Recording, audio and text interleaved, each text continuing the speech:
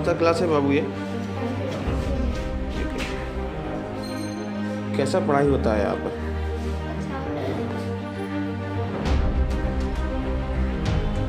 जब आपको पढ़ाई में परेशानी होती है तो किसी तरह का हेजिटेशन अगर होता है तो उस चीज़ का सॉल्यूशन आपको मिलता है सही तरीके से? कोई दबाव तो नहीं आप लोग को?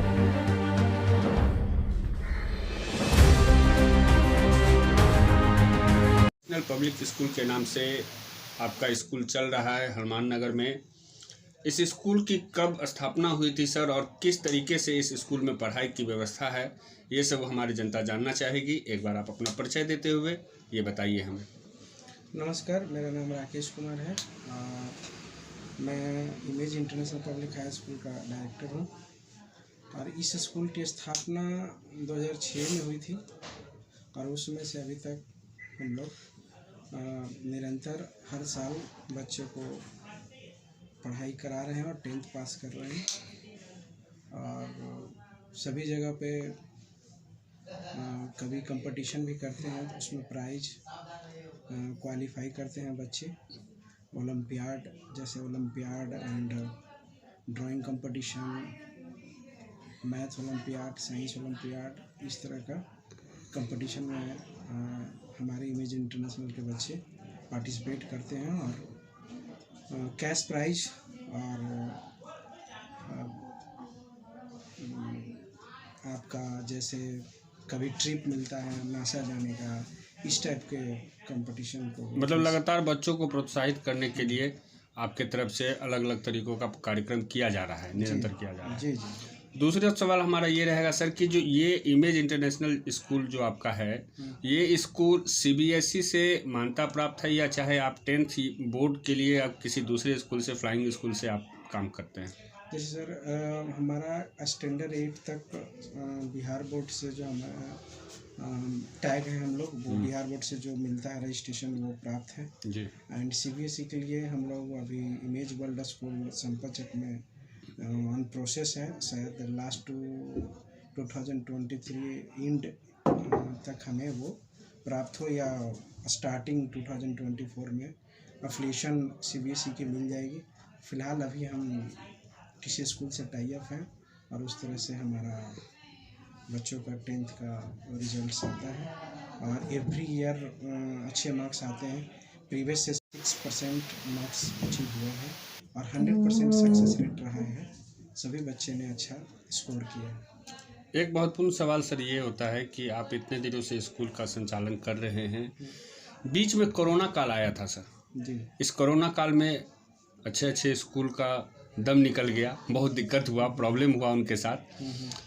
तो कोरोना के बाद जो है सर किस तरीके से अपने आप को आप स्टेबल किए आपने? ड्यूरिंग द कोरोना हम लोगों ने फर्स्ट जो लॉकडाउन हुआ था जी। उस समय तो समस्या बहुत ज़्यादा हुई और करीब 10-15 दिन सोचने में ही निकल गया और वो पार्ट बाय पार्ट कोरोना का ड्यूरेशन हो रहा था। लेकिन उस समय जो ऑनलाइन एजुकेशन की प्रचलन हुई थी तो हम लोग ने इमीडिएट इसको इम्प्लीमेंट किया और इस तरह से जो पेरेंट्स ऑनलाइन में कुछ पेरेंट्स जुड़े रहे, उन्हीं की वजह से आज आप मेरा जो 4 ब्रांच जो देख रहे हैं वो स्टेबल है और बचा हुआ है। अगर उनका सपोर्ट नहीं होता तो शायद हम भी अपने रास्ता को चेंज कर लिए होते। लेकिन बच्चों का लगाव और पेरेंट्स का सपोर्ट और प्रोत्साहन की वजह से ही ये हमारा कोरोना का पीरियड निकल करके फिर से हम एक अच्छे फ्लो में और निरंतर काम करते आ रहे हैं। चलिए सर, अगला सवाल हमारा ये रहेगा सर कि इस विद्यालय में सर ट्रांसपोर्टेशन की क्या कुछ व्यवस्था है?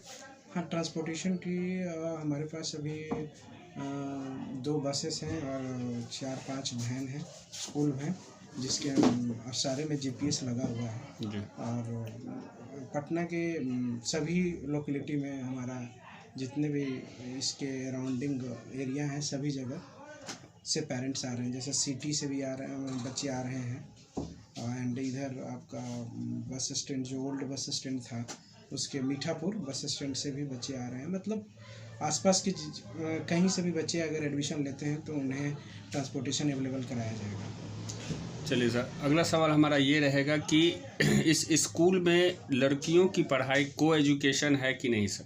यस, को एजुकेशन है। को एजुकेशन है तो सर लड़कियों की जो पढ़ाई होती है उनका फीस चाहे एडमिशन इन सबों में सर कहीं ना कहीं आपके तरफ से कोई रियायत या छूट की बात करें तो क्या कुछ रहेगा सर?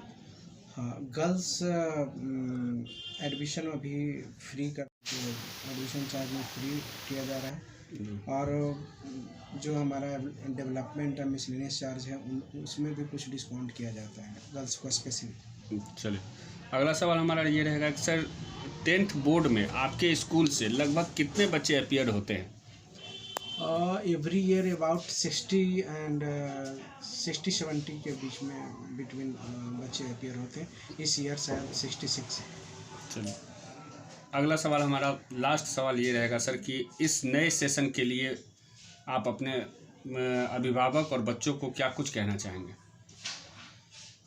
इस नए सेशन में पेरेंट्स को अपने बच्चे का जो आजकल सोशल मीडिया का जो ये प्रचलन चला है जिसमें बच्चे मोबाइल इतना एडिक्ट हो गए हैं जिसकी वजह से स्कूल्स और पेरेंट्स दोनों को परेशानी हो रही है। जो कोरोना पीरियड में मोबाइल से लगाव इतना बढ़ा है तो हम चाहेंगे पेरेंट्स इस मोबाइल का जो एडिक्शन है उससे दूर करने के लिए अपने बच्चे को कहीं इन्वॉल्व करते रहें और बीच में उनसे बात करते रहें।